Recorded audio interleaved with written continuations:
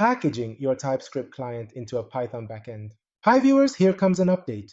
Packaging your TypeScript client into a Python backend. This guide provides a hands-on approach to packaging a TypeScript React application into a Python package and serving it from a fast API Python web server.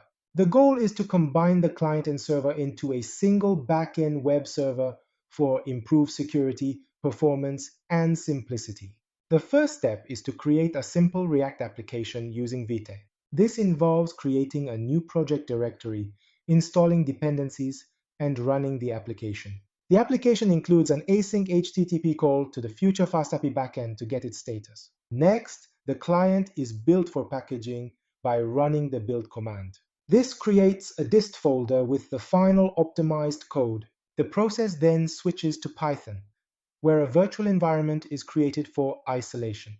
Twine and build are installed for creating the Python package. A setup.py file is created in the root folder with the necessary content, and the package is created using specific commands.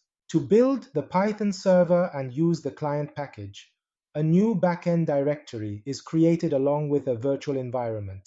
Relevant packages and the client package are installed. A simple Python server is created with two files, main.py and healthrouter.py. The server includes support for serving static files from the client application and a get endpoint for performing a liveness health check. Finally, when accessing localhost 8080, the client application can be seen running with an updated backend status. In summary, this tutorial demonstrates how to create a React application that communicates with a backend server. The client application is packaged as a Python package and served from a FastAPI Python web server. This approach allows for leveraging both TypeScript React and Python FastAPI while maintaining high cohesion and low coupling between front-end and back-end components. It offers benefits such as velocity, stability, quality, safety, and simplicity by working via a single server. Thanks for listening, subscribe, and follow for more updates.